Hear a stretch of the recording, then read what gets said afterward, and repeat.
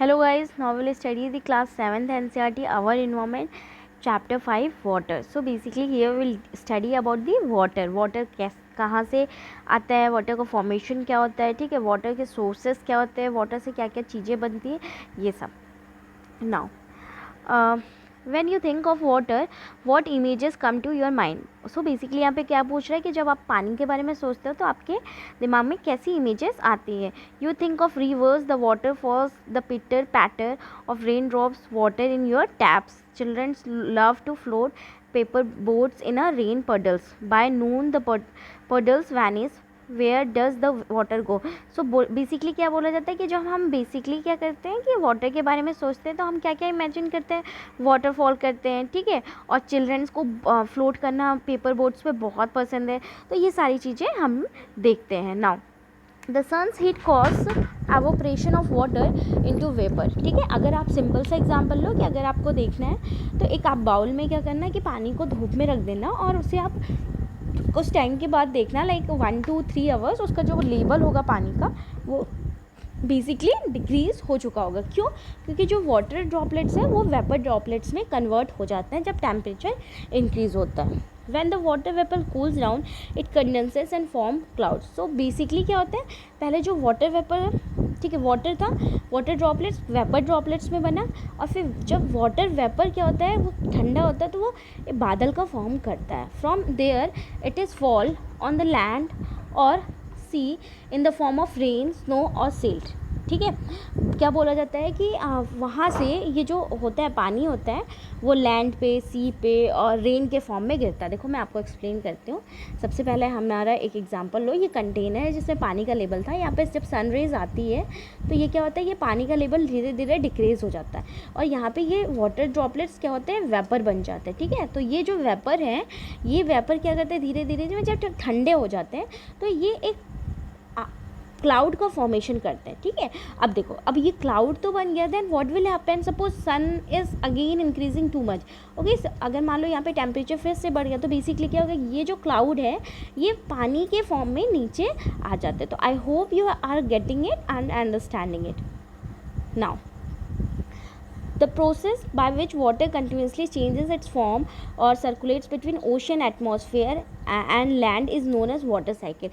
ठीक है, तो ये जो पूरा प्रोसेस है कि पानी कैसे धरती से ऊपर जाता है और ऊपर से नीचे आता है, इसको हम इस प्रोसेस को पूरा बोलते हैं वाटर साइकिल और cycle of water. Now our earth is like a terrarium. ठीक है, वो हम यहाँ पे टेरियम का मीनिंग पढ़ेंगे.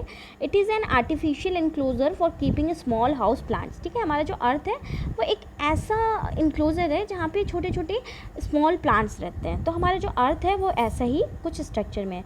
The same water that existed centuries ago still exist today. So basically हम क्या देख पा रहे हैं कि जो मान लो वो सेम पानी जो बहुत टाइम पहले यहाँ पे दिखता था वो अभी भी अवेलेबल है. The water used to irrigate a field in Haryana में have flowed down the Amazon river 100 years ago. तो बोला जाता है जो पानी अभी हरियाणा में इरिगेट किया हुआ गया होगा फील्ड में, वो क्या कर सकता है कि फ्लोट डाउन किया गया होगा कौन से रिवर में, मान लो अमेजोन रिवर में या फिर कोई और भी रिवर में 100 साल पहले. तो आप देख सकते हो कि जो पानी का सर्कुलेशन है वो कितने टाइम से चल रहा है. ठीक है, the major source of fresh water are the river, ponds, spring, glacier. This is important, many times question comes. ठीक है, कि जो मेजर सोर्स होते हैं वाटर्स के वो कहाँ कहाँ पाए जाते हैं, तो पॉन्ड्स हो गया, रिवर्स हो गया, spring, glacier.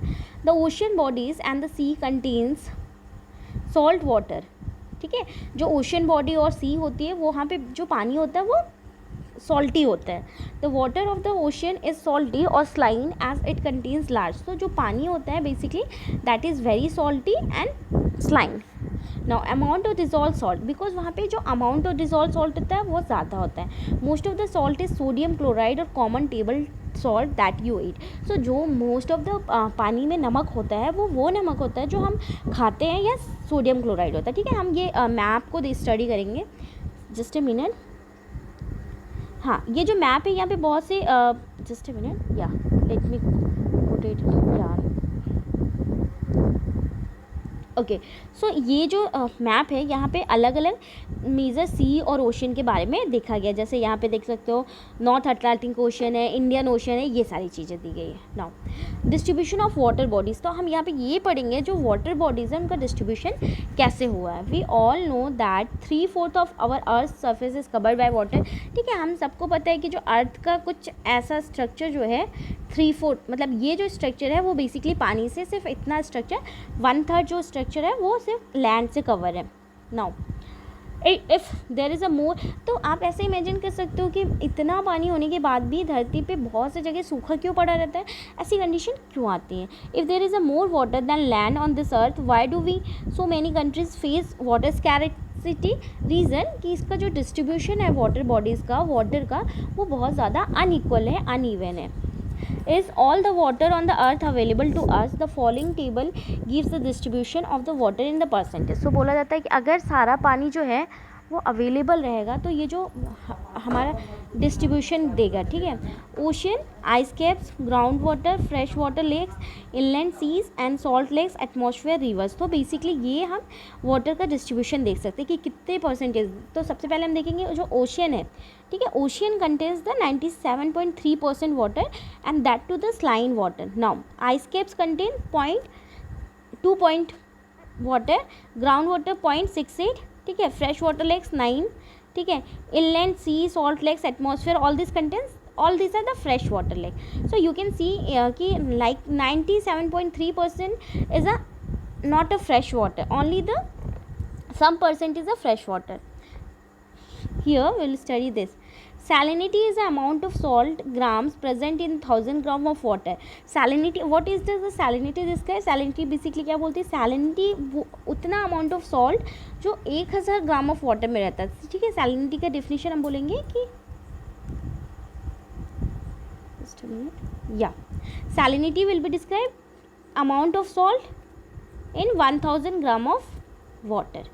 So this is the definition of salinity.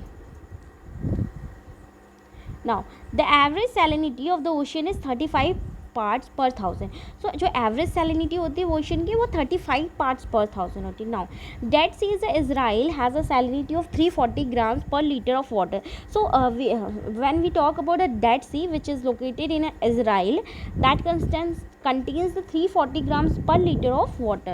Swimmers can float in it because the increased salt content makes it dense. So basically what happened here, the due to increasing of salt content in the Dead Sea, the swimmers who are going for the swimming, they feel they get the dense water, so they can easily get swim. Now water distribution can be demonstrated by a simple activity. ठीक है, we can see the distribution of fresh water. This is just an example.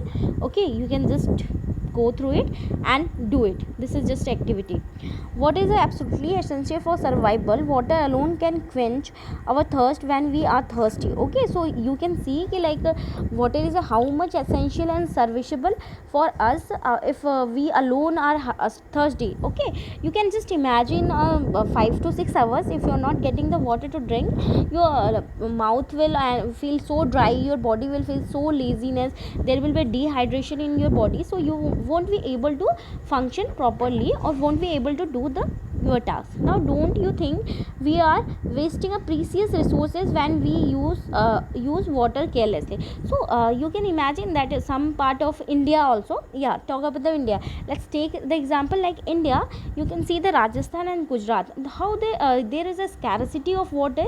Okay, so basically वहाँ पे पानी कितनी ज़्यादा कमी है कि कई बार लोगों को पानी भी परचेस करना पड़ता है. So when we are at a home, we should be careful to use the water because water is a very precious resources for us and we need to be careful regarding that. Now we'll study here about the ocean circulation. There is something magical about the walking barefoot on a seashore. Okay, if you have any opportunity to go or to walk on the barefooted on the seashore, the wet sand on the beach, the cool breeze, the seabirds, the smell of the salt in the air and music of the waves, everything is so fascinating. So you whenever you are having the like outings with your parents, okay, and in future whenever you will have the outings with your friends, you can just see and imagine the scenario near to the beaches. Okay, you might be heard the famous beach or the like Goa beach. Okay, that is very famous in India. Most of the tourists go there and enjoy their time with their family, friends, anyone. Unlike the chain water, so the ponds and lakes, ocean water keeps moving continuously. So basically what happens, like ponds, lakes, so basically ocean water moves continuously, but ponds and the lakes water are not moving. It is never still. So we can see ocean water are never still. The movement that occurs in an ocean can be broadly categorized waves, tide and current. So whatever the movement, see this is the ocean. So whatever the movements are happening under the ocean, that are categorized by the three terms, that is the wave, tides and currents. Now, so till now we have studied here about the uh, two things. First of all, the what is the water, okay, how it is distributed, what is the ocean circulation. Okay, so these things we have completed here, and we saw that what are the amount of percentage of water is available, and what is the pure water which is available for drinking water, and what are the sources for the pure water. So once we will go to the what are the sources for the pure water, this you can study from the first paragraph. Here you can see what are the sources for the pure water and what is the water cycle. All these things you can understand. So I hope you understand this and enjoyed a lot. We'll come to the next class with the next topic.